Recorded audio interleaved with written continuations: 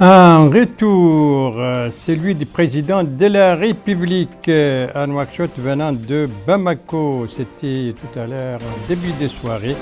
Bamako, il a participé au 18e sommet de l'OMVS. Un discours devant ce sommet, celui du chef de l'État. Donc, discours dans lequel il a mis l'accent sur la nécessité de donner un nouvel élan à l'organisation malgré ces importantes réalisations. Une appréciation, un optimisme, celui du vice-président de la Banque mondiale quant à l'avenir de l'économie mauritanienne. Voilà donc pour les principaux titres de votre journal et c'est parti. Mesdames, Mesdemoiselles, Messieurs, bonsoir et bienvenue à votre 21h30 de ce samedi 7 décembre 2019. En 21h30 que nous commençons bien entendu par le retour à Nouakchott. C'est un début de soirée du président de la République, M. Mohamed Ould Cheikh El Ghazouani. C'était tout à l'heure donc un début de soirée. Il revient de Bamako, la capitale malienne.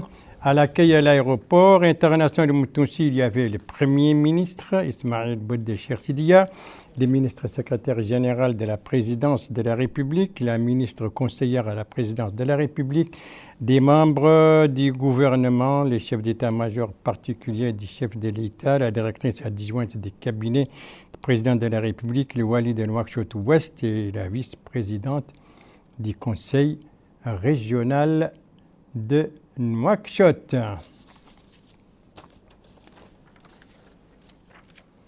C'est donc tout à l'heure à l'arrivée du président de la République à l'aéroport international Moutounsi. Le président de la République qui, comme je le disais tout à l'heure, vient de la capitale malienne Bamako. Bamako, il a participé au 18e sommet de l'Organisation pour la mise en valeur du fleuve Sénégal. L'occasion pour M. Mohamed Ould Cheikh El Ghazouani d'insister sur la nécessité pour l'organisation de se moderniser au niveau donc institutionnel et de lui donner, la nécessité aussi de lui donner un nouvel élan en vue de son autofinancement à l'organisation présentée comme un modèle donc pour l'intégration régionale, une organisation qui a donc d'importantes réalisations à son actif. C'était là quelques-unes des idées maîtresses du discours du président de la République devant ce sommet de Bamako, discours dont je vous invite à suivre.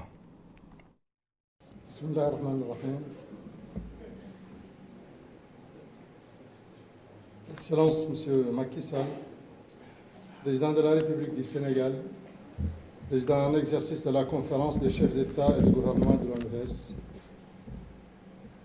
Excellence, M. Ibrahima Boubacar Keïta, président de la République du Mali, Excellence, M. Alpha Condé, président de la République de Guinée, Excellences, Mesdames et Messieurs les ministres, Monsieur le haut-commissaire de l'OMVS, Mesdames et Messieurs les membres du corps diplomatique, Mesdames et Messieurs les représentants des organismes et institutions de financement, honorables invités, Mesdames et Messieurs. Permettez-moi tout d'abord de remercier mon frère et ami, Son Excellence M. Ibrahima Boubacar Keïta, président de la République du Mali, et à travers lui tout le peuple du Mali, pour la qualité et la chaleur de l'accueil et de l'hospitalité dont nous avons été l'objet, ainsi que la délégation qui nous accompagne.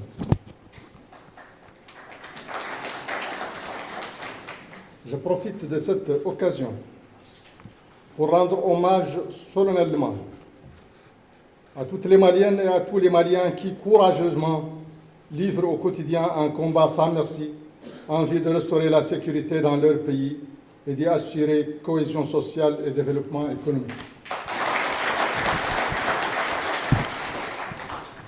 Je voudrais leur réaffirmer que dans ce combat, ils ne sont pas seuls et que tous, ici, nous sommes indéfectiblement à leur côté, car en matière de sécurité, tout comme en matière de développement, les devenirs de nos pays respectifs sont indissociablement liés.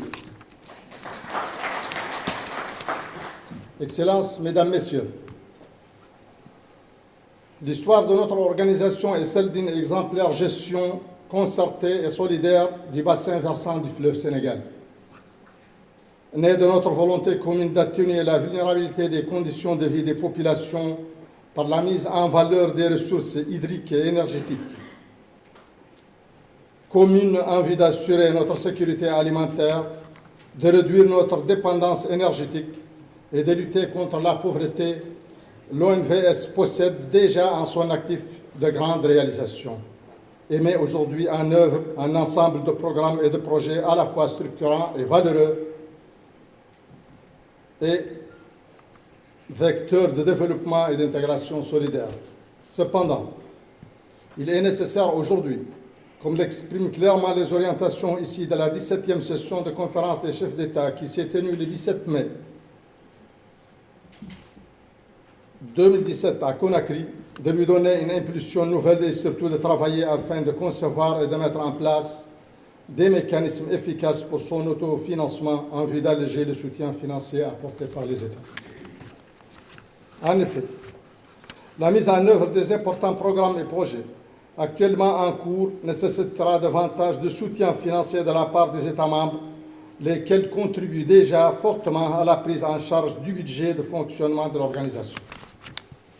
Excellences, Mesdames et Messieurs, l'une des forces principales de l'OMVS réside dans le fait que ses objectifs sont en parfaite cohérence avec les politiques générales de nos différents États en matière d'environnement, de lutte contre la pauvreté et de développement durable. Je suis heureux de constater que, sur tous les plans, notre organisation a, durant ces 2 dernières années, capitalisé d'importantes réalisations, comme notamment la rénovation de la centrale Manantali en vue de lui permettre de retrouver sa puissance installée maximum de 200 MW et l'aménagement du barrage de Kukutumba, dont les travaux vont démarrer incessamment. Ces efforts sur le plan de la production énergétique ont été accompagnés d'une part par des projets de développement de réseaux de transport qui favorisent considérablement le marché d'échange d'énergie dans notre sous-région et d'autre part par des actions engagées dans le cadre du projet de gestion intégrée des ressources en eau visant à améliorer les conditions de vie des populations de notre bassin en appuyant des secteurs vitaux comme l'agriculture, la pêche et la santé. En outre, des avancées significatives ont été réalisées dans le cadre du projet navigation, dont le financement est en cours de mobilisation et qui aura un impact important, tant sur la circulation des biens et des personnes que sur la consolidation des relations séculaires entre les populations de nos différents États dans le bassin du fleuve Sénégal. Excellences, Mesdames et Messieurs, l'OMVS constitue un atout majeur pour nos pays dans leurs efforts visant à faire face aux défis environnementaux, climatiques et écologiques et à construire un développement durable.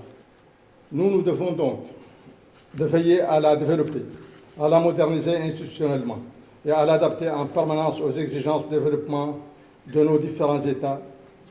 Et je suis convaincu que nous y parviendrons grâce à l'aide d'Allah et à notre attachement à l'intégration et à la gestion concertée et solidaire. Je vous remercie.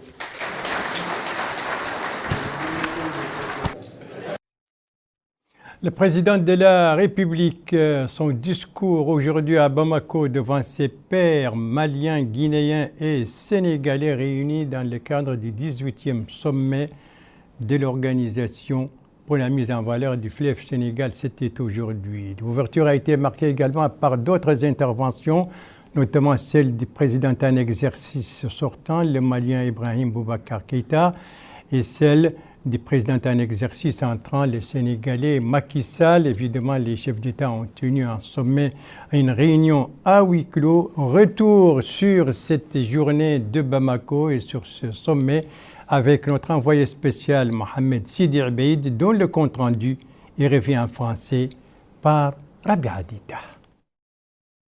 La capitale malienne Bamako a abrité les travaux du 18e sommet des chefs d'État et de gouvernement membres de l'Organisation pour la mise en valeur du fleuve Sénégal. Ces travaux ont démarré en présence du président de la République, M. Mohamed Ould Cheikh El Ghazouani, aux côtés du dirigeant malien, M. Ibrahima Boubacar Keïta, de la Guinée, M. Alpha Condé, du Sénégal, M. Macky Sall, président en exercice de l'OMVS. En plus du haut-commissaire de l'OMVS et de hauts fonctionnaires de l'organisation, ainsi que de plusieurs experts. Le sommet a commencé par le discours du président malien, M. Ibrahima Boubacar Keïta, discours dans lequel il a rendu hommage aux dirigeants des pays membres de l'organisation pour leur effort pour développer cette organisation sous-régionale dans l'intérêt des peuples du bassin du fleuve Sénégal. Il a insisté sur les liens multiples qui existent entre les pays de l'organisation et leur forte volonté de gagner le pari du développement dans un climat de coexistence. Il a ajouté que la paix et la sécurité sont deux choses vitales pour le développement de tout pays et de toute région, soulignant que depuis 10 ans environ, le Sahel fait face à un danger terroriste véritable du fait de la crise libyenne et d'autres facteurs relatifs à la pauvreté et à l'inexistence des moyens de développement. Pour sa part, le président sénégalais Macky Sall, président en exercice de l'OMVS, il a mis en exergue les acquis réalisés par l'organisation durant l'année écoulée, en affirmant qu'en premier lieu, l'année écoulée a été consacrée au développement des organisations de l'OMVS, au développement d'un système de transport multilocal, à la gestion optimale des ressources énergétiques du bassin. Le président sénégalais a ajouté que l'OMVS s'attelle à faire en sorte que les différents projets aient un impact direct sur le quotidien des populations. Grâce à l'appui de la Banque mondiale et du Fonds pour l'environnement mondial, 240 millions de dollars américains seront injectés dans le bassin d'ici à 2021 pour soutenir les activités liées aux multiples usages de l'eau. Ces 240 millions de dollars permettront également de renforcer l'action sanitaire en luttant contre le paludisme et les maladies tropicales négligées. La séance d'ouverture a été aussi l'occasion d'adopter le rapport du Conseil des ministres de l'organisation dans sa 18e session. Un rapport qui présente la feuille de route que compte adopter l'organisation, dont on peut citer la gestion des problématiques environnementales prioritaires. Les dirigeants des pays membres de l'OMVS ont tenu ensuite une séance à huis clos pour discuter les différents points du communiqué final des travaux du 18e sommet des chefs d'État et de gouvernement membres de l'Organisation pour la mise en valeur du fleuve Sénégal.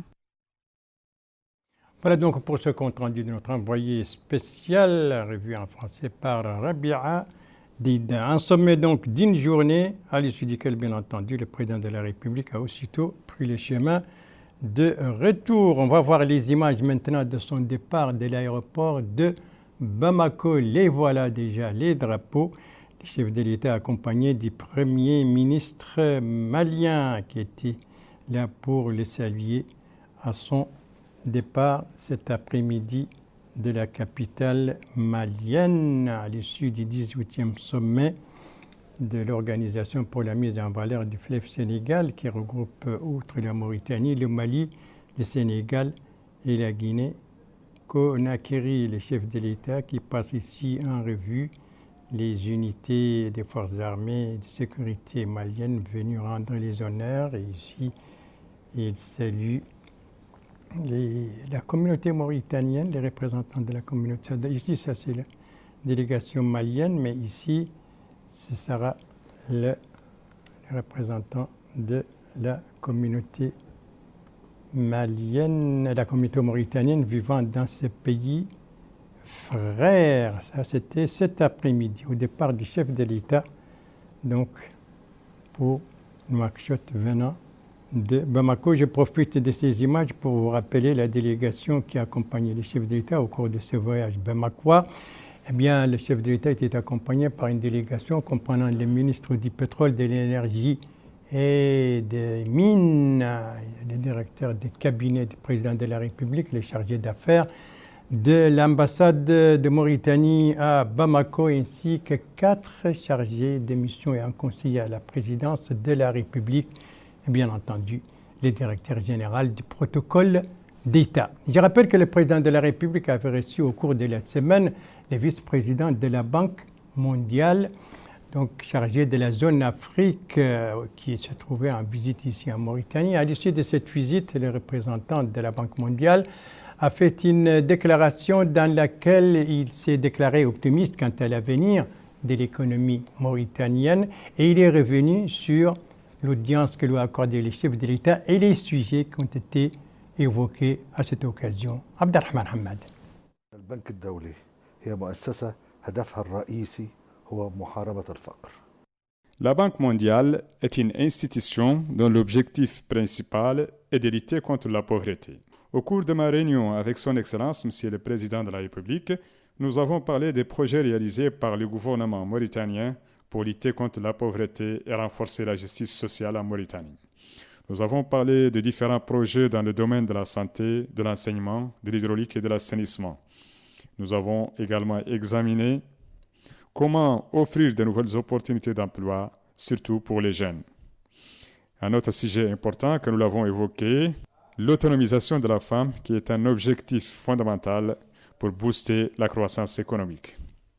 Nous avons réussi à autonomiser la femme africaine et nous pouvons augmenter la croissance en Afrique à raison de 2 points chaque année. Le président de la République m'a informé qu'il a décidé de créer une nouvelle agence pour la lutte contre la pauvreté et pour renforcer l'action sociale en Mauritanie, et nous allons œuvrer pour consolider cette agence. Et on va voir comment nous pouvons coopérer avec cette agence pour réaliser la croissance économique et lutter contre la pauvreté. Je suis très optimiste pour l'avenir économique de la Mauritanie. Nous pouvons constater une amélioration des taux de croissance et de grandes potentialités dans le domaine de la pêche, de l'agriculture, des mines et de l'industrie. La Mauritanie, comme tous les pays africains, dispose d'un taux élevé de jeunes et nous avons besoin de former une main-d'œuvre qualifiée et d'offrir de nouveaux emplois à cette jeunesse. Et pour l'atteinte de cet objectif, nous avons besoin de l'agriculture, de l'industrie, de la pêche et des services. Le vice-président de la Banque mondiale chargé de la zone Afrique à l'issue de sa visite ici à Nouakchott. Dans l'actualité ce soir, cette cérémonie organisée par l'ambassadeur de Palestine, c'était hier soir à l'occasion du 35e anniversaire de la Journée internationale de solidarité avec le peuple palestinien, une cérémonie en présence d'une délégation gouvernementale conduite, vous l'avez vu, par le ministre des Affaires étrangères et de la coopération des Mauritaniens à l'étranger. C'était l'occasion pour l'ambassadeur palestinien de rendre hommage au niveau des relations de coopération existantes entre les deux pays et de remercier la Mauritanie pour ses positions constantes sur la question palestinienne, des positions qu'elle n'a cessé de réitérer. Voilà pour cette cérémonie organisée par l'ambassade de Palestine à Nouakchott, c'était hier. Je propose maintenant 2 visites à l'intérieur du pays, celle du ministre de l'Équipement et des Transports et celle du président de la Commission nationale des droits de l'homme. Commençons par la première, la visite du ministre de l'Équipement et des Transports, c'était au Rod-de-Charri, précisément dans son étape de Vassala, et là-bas l'occasion pour les ministres de s'informer sur l'avancement des travaux sur les chantiers de la route Besknou-Vassala. C'est un compte-rendu de notre envoyé spécial Mokhtar Baba, revu et présenté en français par Bokar Baylaba. Une fois terminée, la route Basikounou-Vassala va contribuer au développement des activités pastorales et commerciales dans toutes les localités situées le long de cet axe et partant vers la frontière avec le Mali. Ainsi, le ministre de l'Équipement et des Transports, Mohamedou Ahmedou Mhaïmid, a été édifié sur l'état d'avancement de réalisation de cette route qui s'inscrit dans le cadre du projet global de la construction de la route Nema-Basikounou-Vassala. Il a été également édifié sur les caractéristiques de la réalisation de ce tronçon de 63 km, les équipements utilisés dans son exécution, ainsi que sur son impact attendu sur les populations locales. Le ministre a également tenu une réunion avec les responsables des services compétents pour faire le point sur l'état d'avancement des travaux en cours d'exécution et les difficultés à surmonter. Mohamed El Mokhtar, c'est le coordinateur du projet de la construction de la route Basikounou-Vassala, a indiqué que les travaux de réalisation de ce tronçon avancent bien à hauteur de 50%. Il a précisé que cet axe routier fait partie du projet de réalisation de la route Nema-Basikounou-Vassala vers la frontière avec le Mali. Il a terminé en disant que ce tronçon sera bientôt livré aux usagers. Par ailleurs, le ministre de l'Équipement et des Transports s'est informé au niveau de la localité d'Emat Akrish sur les efforts déployés pour protéger la route à hauteur de cette localité contre les inondations. Voilà donc pour la visite du ministre de l'Équipement et des Transports, visite d'information sur les chantiers de la route Basse-Knou-Vassala, axe, vous l'avez vu, très important. Quant au président de la Commission nationale des droits de l'homme, lui, il se trouve au Gorgol dans le cadre de cette caravane organisée par son institution, donc pour vulgariser, expliquer les droits de l'homme. Eh bien, au Gorgol, il a visité plusieurs localités, comme il l'avait fait dans d'autres wilayas qu'il a visité. Au Gorgol, donc, a commencé par la Muqata'a de Mbout. C'est un reportage donc de Yacoub Souvi, reportage revu en français par Rabia Dida. La Muqata'a de Mbout a reçu la visite de la mission de la Commission nationale des droits de l'homme. Dès leur arrivée, les membres de la délégation se sont rendus au niveau du lycée où plus de 1000 élèves étudient dans les différentes filières. Le président de la Commission nationale des droits de l'homme, Maître Ahmed Salem El-Bouhoubaini, en compagnie du maire de Mbout, Si Adama, s'est enquis des conditions d'enseignement au niveau de ce lycée. Par la suite, la délégation s'est rendue au niveau de l'école 1, créée en 1945, où les élèves atteignent actuellement 950, répartis sur 13 classes. La délégation s'est rendue au niveau du centre de santé de Mbout et du centre de recensement de la ville où sur place, ils ont reçu des explications détaillées sur la nature des services fournis. Au niveau de la localité Edebey et Hedgeley, le président de la Commission nationale des droits de l'homme a tenu une réunion avec les habitants de la localité. Réunion consacrée à l'explication du but de la mission qui est principalement de sensibiliser les citoyens sur leurs droits. Maître Ahmed Salem El-Bouhoubaini a salué les efforts consentis par les autorités qui veulent faire un état des lieux des problèmes rencontrés par les citoyens où qu'ils soient. Le maire d'Edebey et Hilgeley a tenu à saluer la délégation de la Commission des droits de l'homme. Les intervenants se sont succédés pour demander de mettre fin au désenclavement de leur localité en demandant l'accès aux services de base. La localité d'El-Mbeidi a abrité une réunion similaire, l'occasion pour le maire de la localité de demander l'accès aux services de santé et la création de barrages. Le président de la Commission des droits de l'homme a noté les doléances des populations de la localité en leur affirmant que les autorités du pays, sa commission et les ONG ne ménageront aucun effort pour garantir les mêmes droits pour tous les citoyens. Auparavant, au niveau de la commune de Djeldjbeni, la commission a tenu une réunion similaire, réunion au cours de laquelle le maire a salué le rôle joué par la commission. Le président de la Commission nationale des droits de l'homme a mis en exergue que la commission est autonome, en ajoutant que cette mission démontre l'importance qu'ils accordent à la situation des droits de l'homme. Voilà, la visite du président de la CSCS, la Commission nationale des droits de l'homme, donc dans la wilaya du Gorgol. Retour au Rod el-Sharqiya, précisément dans la localité d'Hachimim. Pourquoi retour là-bas? Puisque Hachimim a abrité hier une cérémonie de remise de 250 chameaux équipés. Ces chameaux ont été remis au groupement nomade de la garde nationale. Donc, c'est destiné à son renforcement. C'est un reportage de notre envoyé spécial là-bas, Mokhtar Baba, revu en français par Bokar Bay là-bas. Ce premier lot de chameaux est destiné à renforcer les capacités opérationnelles du groupement nomade de la garde nationale. L'objectif est de contribuer à faire face au terrorisme et à toutes les formes de crimes transfrontaliers, surtout dans les zones éloignées de notre territoire national.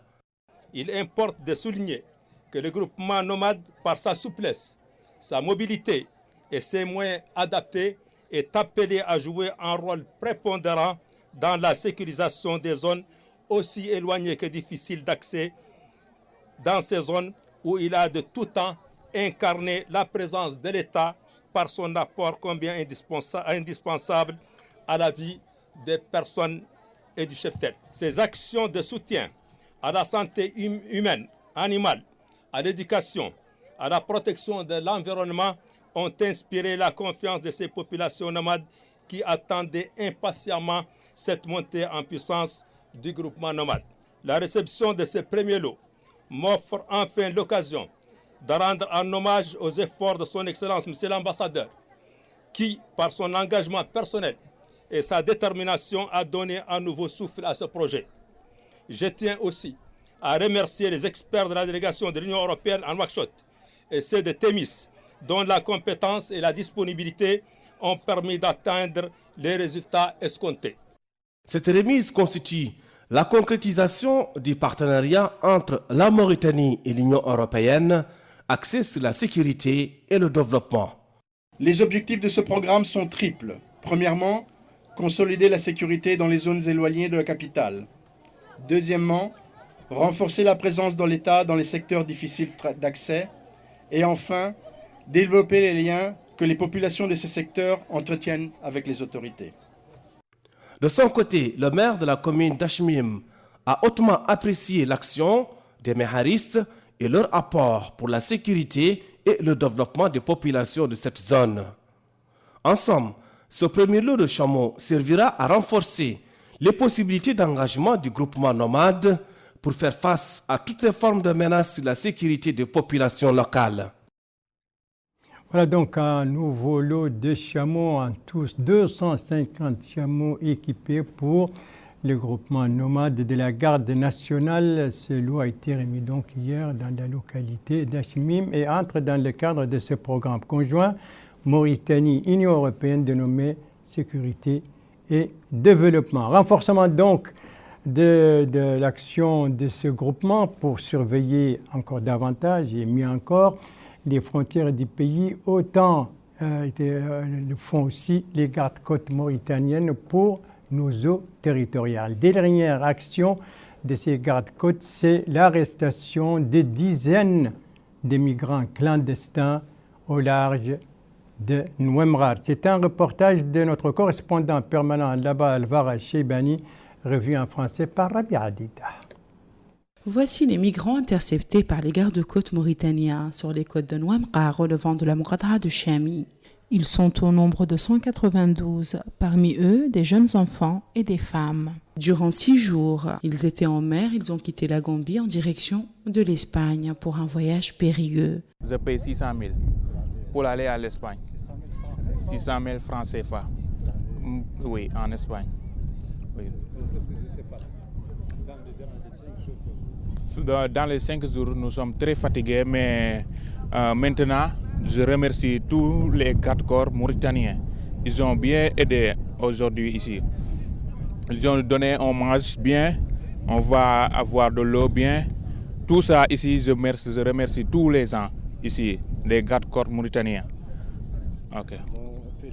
Ils ont fait tous les soins. Ils ont nous ramenés à l'hôpital pour notre corps. Donnez-nous des manges, nous avons mangé bien, nous sommes avoir ici problème. Les gardes-côtes mauritaniens qui effectuent des tournées sur nos côtes ont intercepté cette embarcation de migrants qui se trouvaient illégalement dans nos eaux territoriales avant de les conduire sur leur base située à Nouemrar. Il s'agit d'une pirogue qui a été interceptée ce matin par une patrouille de la garde-côte. C'est la base des renseignements qui ont été fournis par des pêcheurs au large de Nouemrar. Cette pirogue avait à bord 192 personnes de nationalité gambienne, dont 11 femmes et 2 enfants. Eh bien, lorsque la garde-côte a recueilli les informations, elle a dépêché une vedette rapide sur place pour diriger cette pirogue vers la côte au niveau de Nouemrar. Des soins et des aides alimentaires ont été fournis à ce personnel fatigué pour l'accompagner et soutenir pendant ces sinistres. Il y a une liaison entre les 2 pirogues, celle qui s'est échouée plutôt au nord de Nouadhibou et celle qui est venue aujourd'hui parce que l'équipage de la première pirogue avait fourni des renseignements relatifs à une pirogue qui devait quitter la Gambie 3 jours après leur départ.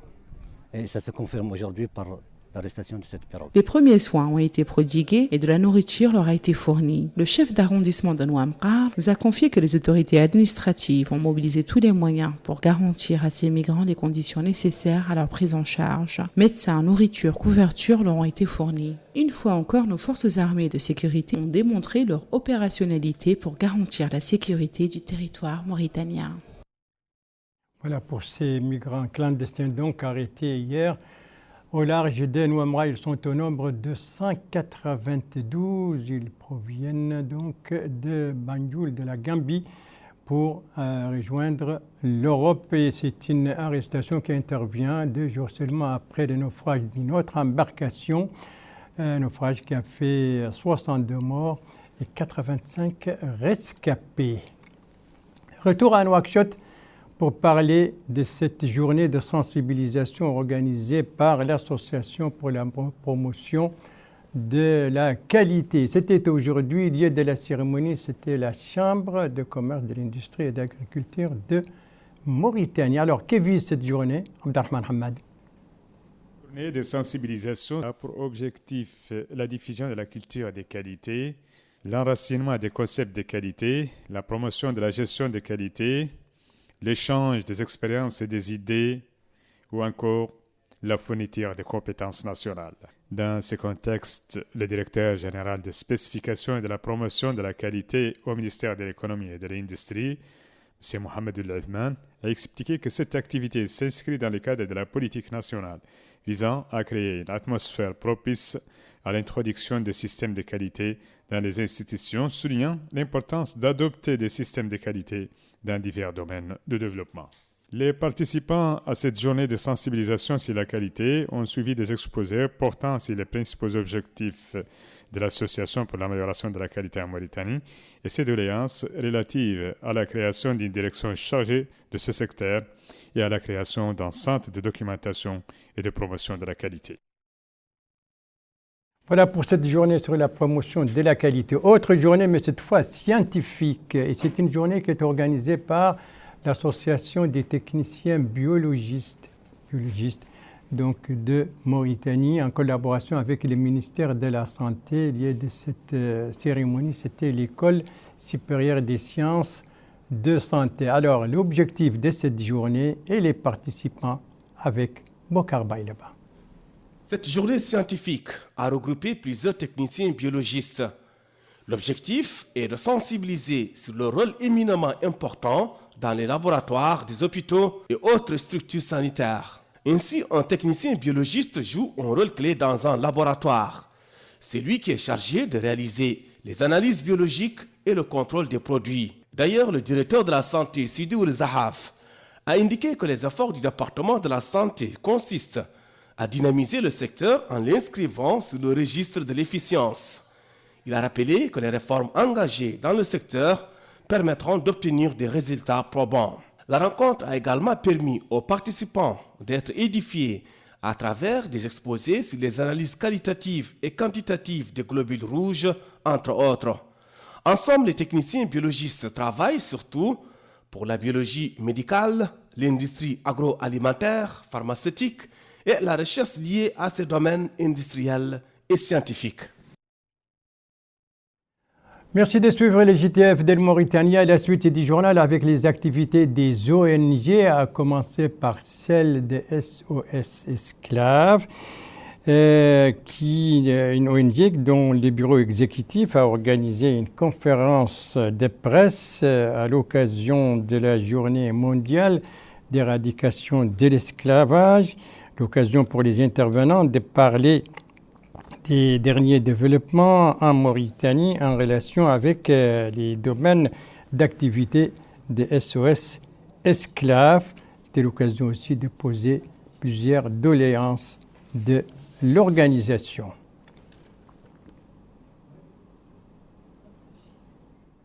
Autre activité, l'ONG, c'est l'association des sportifs et culturels des ressortissants du Guidi Maha. L'activité, c'est un atelier de formation au profit d'une soixantaine de cadres et d'activistes de 43 associations de jeunesse qui donc relèvent de cette association. Le thème de cet atelier de formation, c'est la gestion de la diversité et la prévention des conflits. Coup d'envoi de cet atelier de formation aujourd'hui à Nouakchott. Voilà, ce journal est à présent terminé. Merci à vous, madame, mademoiselle, monsieur, de l'avoir suivi. Merci bien entendu aux équipes rédaction et techniques qui ont participé à sa conception. Je vous en rappelle les principales informations. Ici, c'est le retour en début de soirée aujourd'hui du président de la République à Nouakchott, venant de Bamako. Il a participé au 18e sommet de l'Organisation pour la mise en valeur du fleuve Sénégal, sommet devant lequel il a prononcé un discours insistant sur la nécessité donc de donner une nouvelle impulsion à l'organisation en vue de son autofinancement, mais aussi la nécessité de la moderniser institutionnellement. Et ici, c'est le vice-président de la Banque mondiale chargé de la zone Afrique qui s'est dit très optimiste quant à l'avenir de l'économie mauritanienne, et il est revenu sur les sujets qu'il avait évoqués lors de l'audience que lui avait accordée au cours de cette semaine le président de la République. Voilà, il ne me reste plus qu'à vous souhaiter une très bonne fin de soirée, une très bonne fin de semaine, et à vous donner rendez-vous, Inch'Allah, demain. Oui, vous ne vous êtes pas trompé, demain à la même heure, 21h30. Bonsoir.